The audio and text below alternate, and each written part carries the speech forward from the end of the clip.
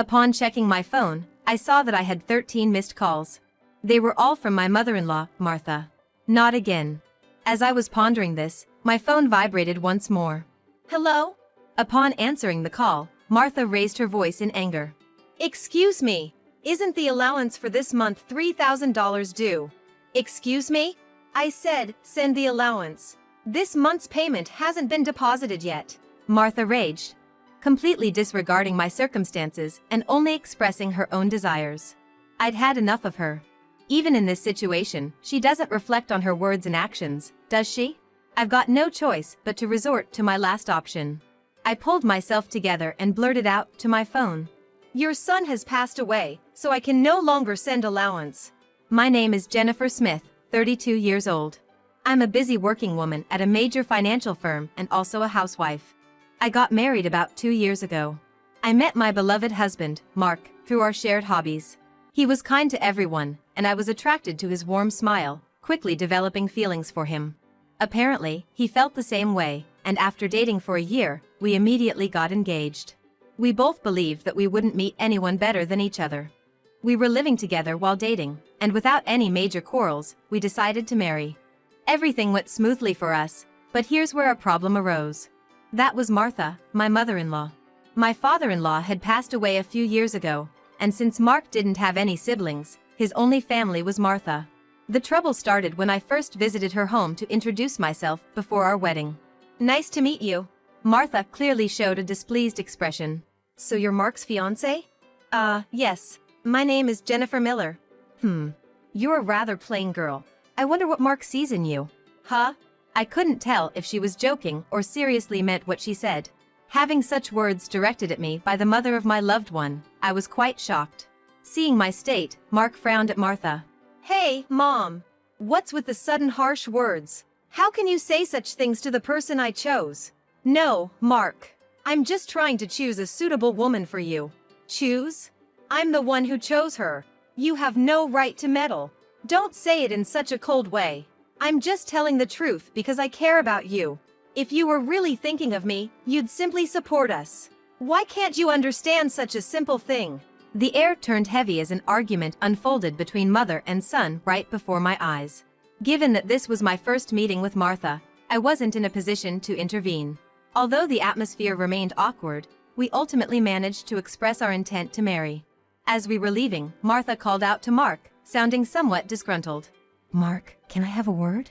You're going to keep that promise after you get married, right? What promise? You know, about the allowance. That.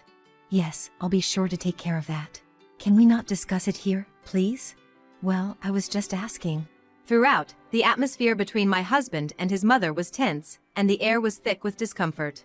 In the car on the way home, I asked Mark about the thing that had been bothering me. Hey, Mark. About the conversation you had with your mom as we were leaving. Yeah, I should have told you about it, Jennifer. I heard something about an allowance. After my dad passed away, I've been sending money to my mom every month. How much? $2,000. What? $2,000? I couldn't help but raise my voice in surprise. He then sighed deeply and began to speak slowly. Actually, my mom has a debt. A debt? She lost a lot of money at a casino a long time ago. She's still paying it off, and because her health isn't great these days, she spends a lot of time at home. But she still needs money to live on, right? But $2,000, isn't that a bit too much? If I try to lower the amount, she keeps calling me over and over. And no matter what, a mother is still a mother. I worry about her living alone. I see. Mark is really devoted to his mother. But of course, that makes sense. Since his father passed away, Martha has been the only family he has left. Regardless of her character, she's still his beloved mother. At that time, I only thought of my husband as a kind person. 2 months after our wedding, during my lunch break one day, I received a phone call on my smartphone. The call was from Martha. When I answered with a hello, Martha began to speak in a cheerful tone. Jennifer? Long time no see. Can we chat for a bit? Yes. What can I do for you? Well, I was hoping you could start sending me money. Excuse me? I was so taken aback she couldn't find the words to respond. However, Martha seemed excited to continue the conversation. You mentioned before that you're working for a financial company, right? That means you have a good salary, doesn't it? Well, not exactly. What? You're lying to avoid giving me money? That's not what I mean. Then what is it? But Martha, you're still receiving financial support from Mark, aren't you? To my question, Martha responded in defiance, so what? Jennifer sternly stated what she felt Martha was not appreciating. Martha, receiving $2,000 monthly support is a big deal. And yet, you're asking for more. Really? You think so? If you were to send me an additional $1,000, I could avoid burdening Mark. What do you mean by that?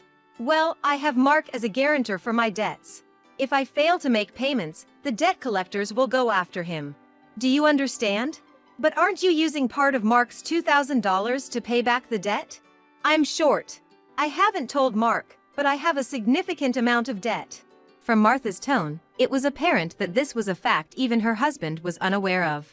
Having children in the future would increase our expenses. In addition to that, taking over Martha's debt was not an easy task. But if Martha's payments fall behind, and the debt falls onto Mark, the interest will likely have accumulated significantly by that time. If I refuse to send money, it would eventually become a problem for my husband as well. It was better for Martha to pay off her debt now. Thinking along those lines, I reluctantly agreed to Martha's proposal. All right. I'll start sending you money. Really? Good God, Jennifer. I knew you would say that. The total with Mark's contribution will be $3,000. But this means you can pay off your debt, right? Yes, of course. I should be able to pay it all off in about a year. You promise, right? You'll make sure to pay off all your debts? I get it. So, I'll be expecting it from this month onwards. Martha ended the call abruptly. Physical exhaustion from work combined with this emotional burden only added to my stress. $1,000 a month, that's gonna be rough. But it's also to prevent future problems for us. After all, if Martha can't make a living, it will upset Mark as well. That night, I promptly reported the matter to my husband. He told me I didn't have to do this, but I had already given my word to Martha, and it was a decision made for our future well-being.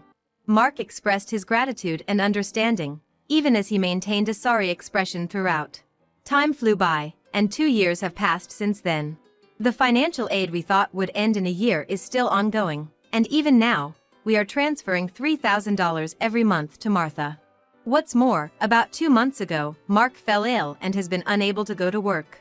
He's on sick leave, so he's receiving disability benefits, but it's a mere pittance compared to his previous salary. Last month, I managed to transfer $3,000 to Martha from my savings, but it would be very challenging if this situation continues. And unbelievably, Martha has not once come to visit her sick son. We have told her his hospitalization, but she doesn't show up to see him, and only contacts me to ask, "You're still sending the money, right?" I was so angry that I decided to confront Mark about the issue. Mark, listen. Don't you think it's wrong that Martha is only concerned about money, even though you're in such a state? We need to think seriously about what to do going forward. Yeah, I've been thinking the same thing. I don't want to put more strain on you, Jennifer. This month, too, she's been bombarding me with calls and messages, asking if we've sent the money yet. Are you serious? How can she only think about money when her own son is sick? Mark showed his anger at his mother, his face slightly worn. Then, as if he had an idea, Mark exclaimed, "That's it," and wore a sly grin. What is it, Mark? Well, this is our last resort. I've come up with something. Something good? Yeah, for my mom. What? What Mark suggested was a plan I could never have imagined. Although it could be called inappropriate, that seemed to be the only way to make Martha understand. A few weeks later, Mark was discharged from the hospital. Martha didn't reply to any of our messages, so we didn't tell her about Mark's discharge. In the last 2 weeks, Martha has been relentlessly demanding the money. There's no point in sending money to a mother who doesn't even worry about her son. While Mark and I were enjoying a cup of tea, a message came in on my phone. Upon checking, I found 13 missed calls from Martha. Again. As I thought so, my phone vibrated again. It was another call from Martha. Hello. I turned on the speakerphone so that Mark could hear, and Martha started shouting right away. Listen. Where's the $3,000 for this month? Excuse me? That's right, the money. The money for this month hasn't been transferred yet. Martha, do you realize? Mark is now. I don't care if he's in the hospital or whatever. It's none of my business. You're working at a good place, right? You must have plenty of savings. Hurry up and transfer it here. Martha was shouting angrily. Eventually, she said something unbelievable. Listen, since you married Mark, if he can't pay, you have to pay me, understand? If you refuse, I'll make you the guarantor, got it? At that moment, something inside me snapped. She was displaying her desires openly, without considering our situation at all. I had reached my breaking point with her. She didn't even try to reflect on her own actions. Now, I had no choice but to resort to the last resort. I firmly declared into my smartphone, Mark has passed away. I can't send you any more money. At these words, Martha blurted out a baffled what? Yes, this was the last resort that my husband suggested. Lie to Martha about Mark's death and observe her reaction. If she showed any sign of sadness, if she reflected on her behavior and apologized, we would continue to support her financially. But if she didn't reflect, if she demanded money, we would sever ties completely. Deep down, I thought that even a money-grubbing woman like Martha would deeply reflect on her actions if she were told that her own son had died. But the very next moment, Martha burst into loud laughter. Yay! What's so funny? Well, isn't it obvious? If Mark is dead, that means his inheritance will be distributed to me too. Excuse me? I've been looking into it since I heard that Mark was sick. Listen here, 2/3 of Mark's assets are yours, but 1/3 is mine. I was at a loss for words. I never thought that when she first heard that her son was sick, she wouldn't look into treatment, but into how the inheritance would be divided. My anger surpassed, I was simply dumbfounded. My husband seemed to feel the same way, and as our eyes met, he slowly nodded. This was the signal to continue with the plan. I once again said to Martha in a strong tone, Martha, did you hear what I said? Mark is dead. I heard. What about it? Aren't you sad? Your own son passed away before you. You. Just make sure to send me some. I won't let you get away with not doing it. With a click, the phone line was cut off and a dial tone echoed. I glanced at my husband and saw that he was shaking, his face red with anger. Mark, are you okay? As I asked, my husband looked into my eyes and said, I'm cutting ties with her. She'll likely come here eventually, demanding money. Let's wait until then. Okay. But are you really okay with this? Cutting off ties just like that? Yeah. I have no regrets after that call. She's no mother. My husband's eyes were filled with hatred. And I felt the same way. A person who only thinks about money over her own son's life is not a family to me. A few days later, as we expected, Martha came to our house. For the time being, I decided to hide my husband in the next room and deal with Martha myself. Then Martha approached me with a face like a demon. Hey, give me Mark's inheritance right now. Again with that? Anything else to say? He's already dead, isn't he?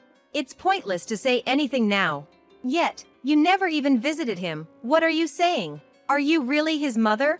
You're so annoying. Give me the inheritance right away. I don't mind getting a lawyer. Speaking more would be a waste of time. Just as I thought that, my husband emerged from the next room. Seeing him, Martha let out a startled gasp as if she had seen a ghost. Mark! Why? Weren't you dead? Long time no see, Mom. Sorry, but the news about my death was a lie. Lie? How could you be so disrespectful? I wanted to confirm your true nature, Mom. I was curious about how you'd handle the allowance if I, your son, died. But you turned out to be a gold digger, just as I suspected. I got that perfectly. What? How dare you call your mother a gold digger?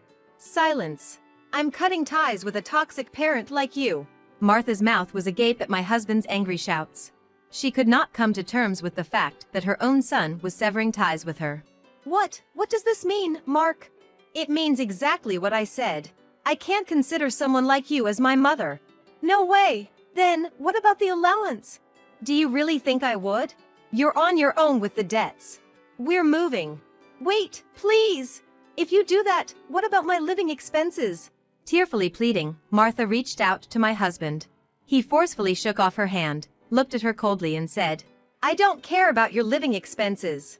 You have been living off us without even a single apology. I really understand your despicable nature now. Don't you dare show up in front of us again. No. Wait, Mark. Are you going to abandon your mother? Ignoring her words, My husband grabbed Martha's arm and dragged her to the front door. He threw her shoes and bag outside and chased Martha out of the house. Martha was making a fuss outside for a while, but disappeared after a bit, perhaps unable to withstand the eyes of the neighbors. She tried contacting us multiple times, but we ignored all of her attempts. We set Martha's number to be automatically rejected, and we finished moving. Regarding the matter of co-signing for the debts, it became invalid since Martha had made Mark the co-signer without his consent, and therefore he was not responsible. Without the allowance from us, Martha seems to be leading a miserable life. It's only natural, as she had been using the allowance for her gambling habits instead of paying off her debts. She still has a mountain of debts, and she is chased by debt collectors every day. She can't gamble anymore and seems to be working from dawn to dusk. For the foreseeable future, it's unlikely that she will be able to pay off her debts completely. She will have to keep working until she is unable to move. This is entirely her own doing. As for us, we are spending fulfilling days in our new home.